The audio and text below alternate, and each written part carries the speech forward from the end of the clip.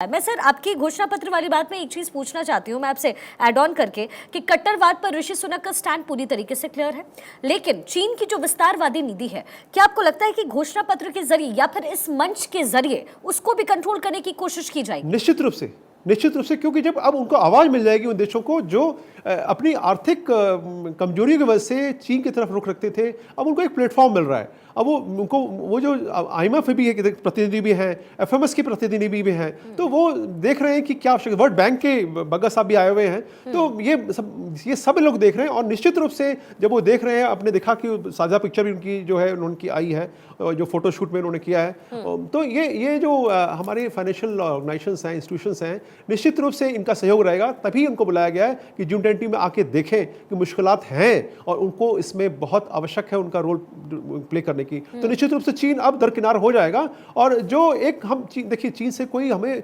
विश्व को नफरत नहीं है। चीन से हम ये चाहते हैं कि वो भी परिवार के सदस्य के रूप में आए, वो आके और मुखिया जो प्रमुख बनना चाहता है, मुखिया बनना चाहता है, जो कहते हैं ना कि दादागिरी जिसे कहते हैं, वो दादागिरी वाला रुख न अपना के सह अस्तित्व का, समावेश का रुख अगर रखेगा तो वो स्वागत है। क्यों नहीं चाहेगा कि हम सबके साथ दोस्ती कर रहे हैं, क्योंकि सब खुले दिल से आ रहे हैं, और तो वो भी आए, उसका स्वागत है। विस्तारवादी नीतियों से कंट्रोल करनी पड़ेगी। चीन ने दक्षिण अफ्रीका में जो सम्मेलन था, तो उसमें प्राइम मिनिस्टर से थोड़ी शॉर्ट बात हुई, लेकिन चीन ने गलत तरीके से अपने ग्लोबल टाइम्स में ये खबर लगा दिया कि भारत के अनुरोध पर चीन के राष्ट्रपति ने बातचीत की थी। फिर भारत को उसका खंडन करना पड़ा कि यह अनुरोध चीन की ओर से आया था। उन्होंने लंबी औपचारिक बातचीत का आग्रह किया था, भारत ने संक्षिप्त अनौपचारिक बातचीत की है। वहां से एक तस्वीर आई थी असल में, जिसमें कि पीएम मोदी आगे बढ़ रहे हैं और पीछे से जो है ना कुछ बोल रहे हैं वो शी जिनपिंग, और पीएम मोदी उस पर बहुत सीरियस है, बहुत ज्यादा उसको भाव नहीं दे रहे हैं। तो उसके बाद उनके देश में आवाज उठने लगी, तो उन्होंने किया था।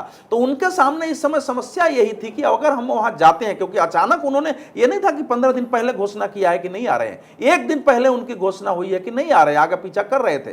तो भारत और चीन में इस समय जो कुछ चल रहा है, उसमें उनका न आना जो है वो बिल्कुल निश्चित हो गया था कि ये जब आगे पीछा हो रहा है, आपने कहा। और दूसरी बात ये थी कि चीन को भी यहां समस्याएं होती, क्योंकि चीन अगर आता तो कुछ न कुछ ऐसे क्वेश्चन राष्ट्रपति से होते। संभव था कि वहां जो बातचीत होती वहां, उसमें अब वहां तो सारे नेता बैठे हुए हैं, तो उसमें कुछ भी वो बोलते तो उस पर क्वेश्चन हो सकता था, या वो रूस की ऐसी स्थिति उठाते, क्योंकि आजकल रूस चीन का पिछलग्गू बना हुआ है।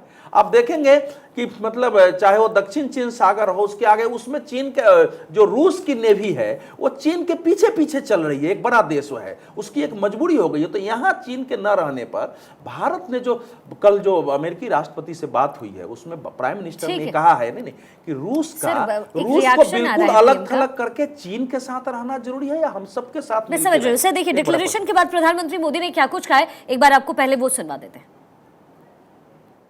मेरा प्रस्ताव है कि इस लीडर्स डिक्लेरेशन को भी एडप्ट किया जाए।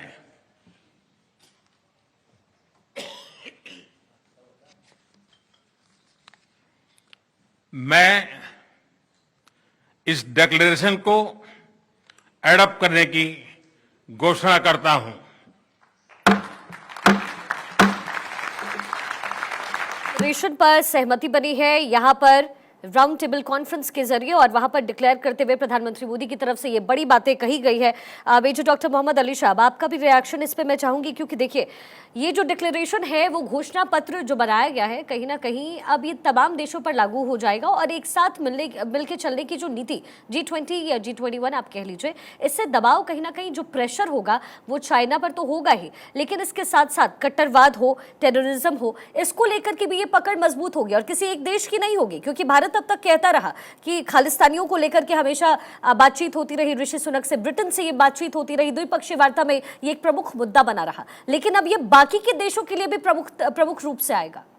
आपका बड़ा अच्छा सवाल है। जी हाँ, ये जो खालिस्तान का जो मुद्दा है, ये बहुत ज़रूरी मुद्दा है, और ये बहुत ही अहम मुद्दा है। ये इसके देखिए, यूके में आपने देखा कि एम्बेसी में किस तरीके से इन्होंने हमारे झंडे की इंसल्ट की थी। ये कनाडा में भी अपने झंडे गाड़ रहे थे, ये कनाडा वाले, ये अपने ये सॉरी माफ़ कीजिएगा, ये खालिस्तान वाले कनाडा के अंदर। और तो ये इसको रोकना बहुत ज़रूरी है। हमने देखा था हमें हिंदुस्तान के अंदर ही इन्होंने कैसे कितनी कोशिशें करी।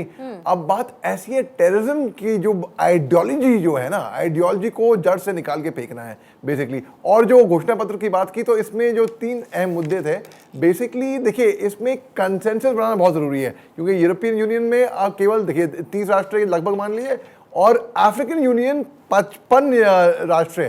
तो G20 जो इन प्रिंसिपल G21, तो अब G21 बोल दिए उसको, क्योंकि तो इसमें बाकी के राष्ट्र जो अभी ऑलरेडी जो हेड ऑफ स्टेट्स आ चुके हैं यहाँ पे, वो अब तो तकरीबन मोटे मोटे तौर पे 100 राष्ट्र मान के चलिए आप, ठीक है। अब इस पे कंसेंसस मानना, और सारे के सारे मुल्क जितने भी हैं यहाँ पे, ये मेंटली एक ही पेज पे नहीं है, सारे के सारे में कुछ ना कुछ थोड़े बहुत 19-20 फर्क है सोचने हर एक में, और उनको एक पेज पे लाना, ये मेरे ख्याल से बहुत बड़ी कामयाबी है हिंदुस्तान की। दूसरी बात है कि चीन जो है ना, इतना शातिरबाज है, चीन जो है वो डेथ ट्रैप डिप्लोमेसी में यकीन रखता है। वो कर्ज देता है, और जब कर्जे के दबाव डुबाता है लोगों को, उसका अपनी मनमानी करता है। जैसे पुराने जमाने में वो होते नहीं होते मुंशी जी, और कंगन गिरवी रख लिए, उसके बाद फिर वो, बस उसी तरीके से मैं समझाने की कोशिश कर रहा हूं मैं। ठीक है। आप देखिए, 1 मिनट मैं यहाँ पे समाप्त करता हूँ ये बोल के कि देखिए चीन ने श्रीलंका को कर्जा दिया था, हमने सबने देखा पिछले साल श्रीलंका का क्या हर्ष हुआ था। हमने फरवरी में ही ये भाप लिया था, तो हमने $2.8 बिलियन श्रीलंका को दिए थे एज एड, मगर श्रीलंका का एक पोर्ट, पोर्ट, वो चीन ने गिरवी रख लिया 100 साल के लिए।